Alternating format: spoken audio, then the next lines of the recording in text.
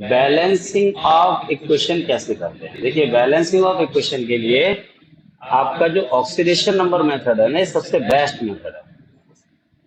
Oxidation number method में क्या करना होता है, सबसे पहले राइट डाउन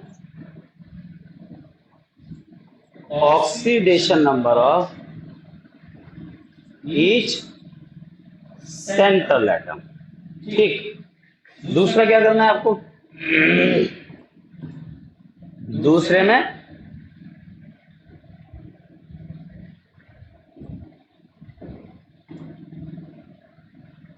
ऑक्सीडेशन नंबर लिख दिया, उसके बाद balance central atoms. Central atom balance हो गया। उसका थर्ड नंबर पे क्या करोगे तुम, थर्ड नंबर पे आप करोगे change, calculate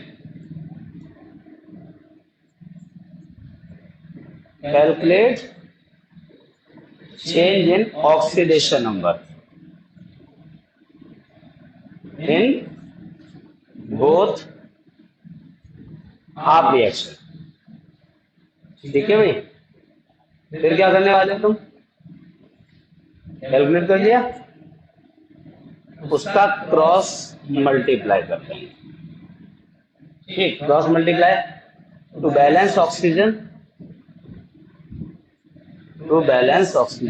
add H2O in required site। जिस साइड पे जरूरत है, जहां ऑक्सीजन कम है, उस साइड में ऐड कर दो। To balance hydrogen add H positive ion इन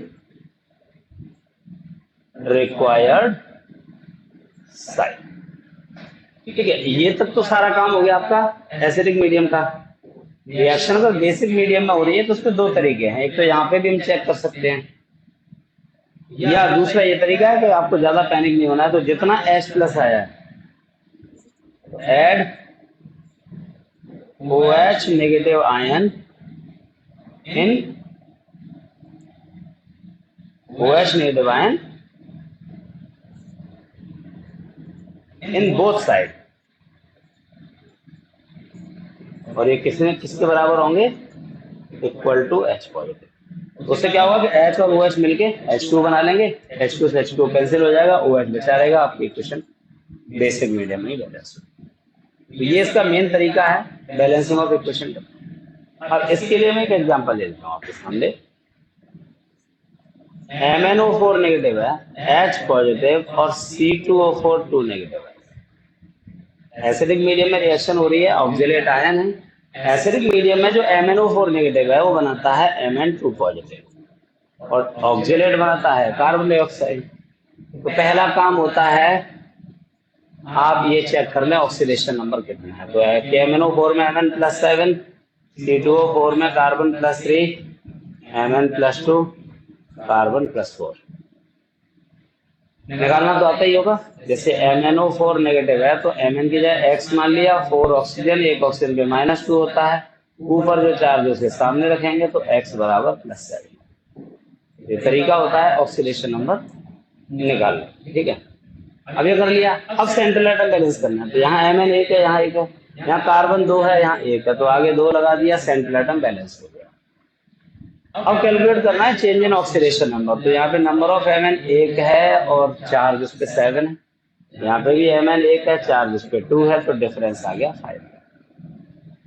इस वाले में देखेंगे 2 कार्बन है, एक कार्बन पे 3 चार्ज है और यहाँ पे भी 2 कार्बन है और एक पे 4 चार्ज है, तो 4 2 जा 8, 3 2 जा 6, डिफरेंस आ गया 2 का।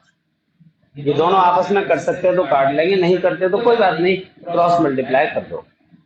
इस 5 का मल्टीप्लाई उनमें होना है, 2 का इसमें होना है, तो 2 MnO4 negative, 5 C2O4 2 negative gives 2 Mn2 positive plus 5 2 जा 10 CO2।